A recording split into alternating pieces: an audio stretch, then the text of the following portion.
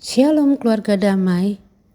Puji Tuhan, besok sudah malam Natal dan kita sudah hampir selesai menjalani sepanjang tahun 2024 ini. Bersyukur walaupun banyak hal yang terjadi, namun kita tetap bisa merasakan penyertaan Tuhan dalam hidup kita. Terutama di saat-saat kita merasa lemah dan tak berdaya. Nah, sebelum membahas topik tentang kelemahan ini, mari kita menundukkan diri untuk berdoa. Bapa yang penuh kasih, kami memohon hikmat dan pertolongan Tuhan saja untuk kami dapat mengerti kehendak Tuhan melalui sebagian firman yang kami baca pagi ini. Biarlah Tuhan sendiri yang berbicara pada hati kami masing-masing, dan dalam nama Yesus kami berdoa. Amin. Bacaan firman Tuhan diambil dari 1 Korintus 2 ayat 1 sampai dengan yang ke-15. Demikianlah firman Tuhan. Demikianlah pula ketika aku datang kepadamu saudara-saudara, aku tidak datang dengan kata-kata yang indah atau dengan hikmat untuk menyampaikan kesaksian Allah kepada kamu. Sebab aku telah memutuskan untuk tidak mengetahui apa-apa di antara kamu selain Yesus Kristus, yaitu Dia yang disalibkan. Aku juga telah datang kepadamu dalam kelemahan dan dengan sangat takut dan gentar. Baik perkataanku maupun pemberitaanku tidak kusampaikan dengan kata-kata hikmat yang meyakinkan, tetapi dengan keyakinan akan kekuatan roh, supaya iman kamu jangan bergantung pada hikmat manusia tetapi pada kekuatan Allah. Sejauh ini pembacaan firman Tuhan, Bapak Ibu Saudara, Alkitab berbicara dengan sangat gamblang dan jujur tentang kelemahan-kelemahan manusia. Bahkan sekaliber pahlawan-pahlawan iman di dalam Alkitab tidak ditulis hanya yang bagus-bagusnya saja. Semuanya ditulis.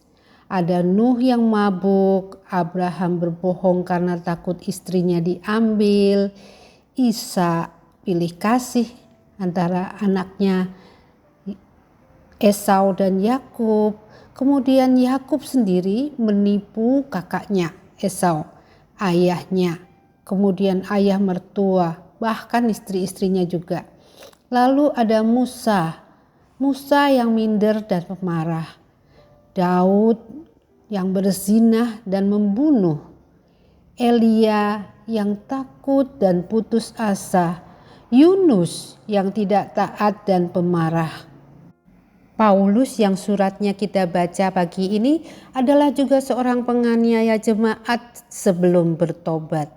Ada Salomo, Gideon, Petrus, dan masih banyak tokoh yang lain diungkapkan dengan jujur di dalam Alkitab. Setidaknya hal ini membuat saya sedikit lega. Oh, ternyata mereka saja punya kelemahan. Apalagi saya. Sudah jelas kelihatan sekali banyak kelemahannya.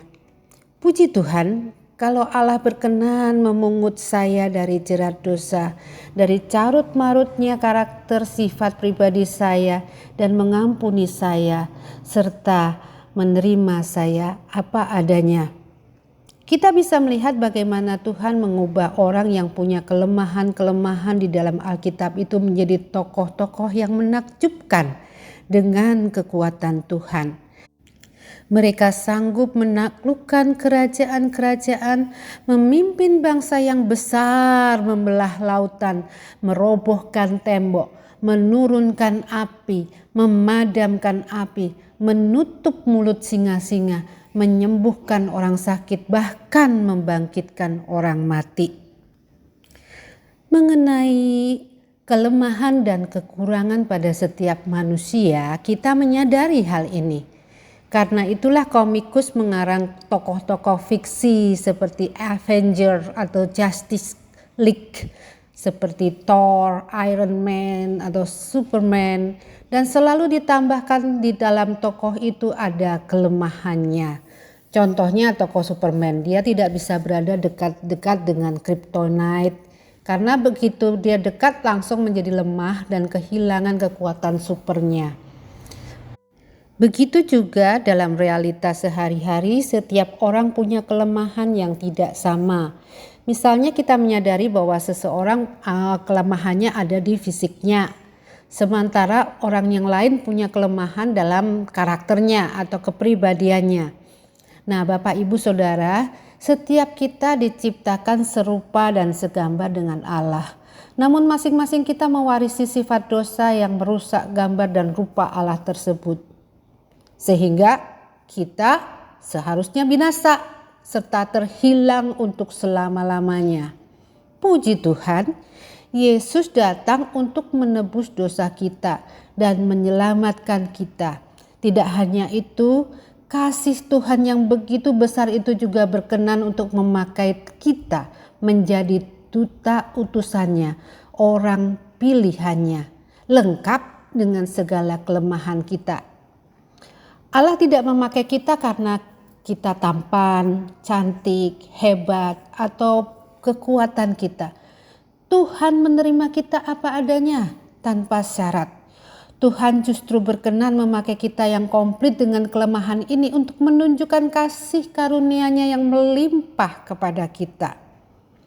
Rasul Paulus menuliskan di dalam bacaan kita hari ini bahwa ia datang dalam kelemahan dan dengan sangat takut dan gentar. Tetapi dia punya keyakinan akan kekuatan Roh Kudus, supaya iman kita tidak bergantung kepada hikmat manusia, tetapi kepada kekuatan Allah. Saya akan menutup renungan pagi ini dengan cerita tentang seorang sahabat saya yang bernama Christine. Kalau hidup saya nyaris biasa-biasa saja, sekolah baik-baik, anak rumahan yang jarang keluyuran. Teman saya ini hidupnya bak roller coaster, berantem dengan mamanya sampai tidak bicara selama 3 tahun, pernah patah hati sampai depresi, mengalami pelecehan, pembulian. Akhirnya dia dijodohkan sampai dia mengalami perceraian dengan suaminya karena dianiaya. Suatu saat dia menderita kanker stadium 4 yang sudah metastase ke paru-paru, tulang punggung, rahim, dan getah bening. Dia baru saja menyelesaikan kuliah teologi yang dijalaninya setelah perceraiannya. Saat terakhir bertemu dengan saya, dia mengatakan bahwa dia sekarang mempunyai visi baru, yaitu menginjili orang-orang yang menderita kanker seperti dirinya. Orang-orang ini dapat dengan mudah menerima dia karena sama-sama menderita kanker. Dia bisa merasakan dan memahami apa yang mereka alami dan membagikan kabar baik pengharapan dalam Kristus.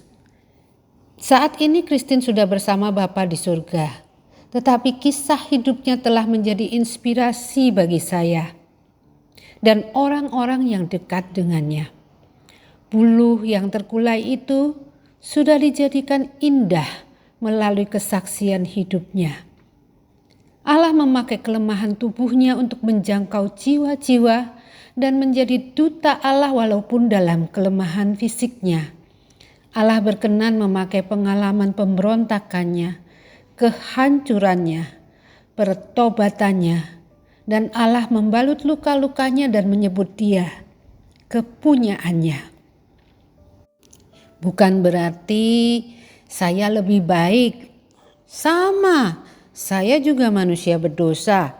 Apalagi kalau hal itu tidak bisa dilihat orang lain.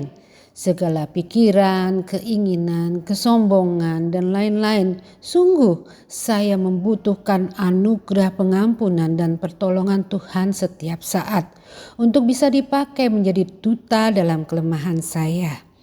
Kiranya Tuhan menolong saya. Mari kita berdoa. Bapa Surgawi, saya membutuhkan Engkau. Ampunilah kami kalau kami hidup tidak layak dan menjalani hidup kami dengan kekuatan kami sendiri. Kami menyadari kami membutuhkan kuasa Tuhan untuk menguasai hidup kami setiap saat. Jadikanlah hidup kami sesuai dengan kehendak dan rencana Tuhan saja. Dalam nama Yesus Kristus kami berdoa. Amin.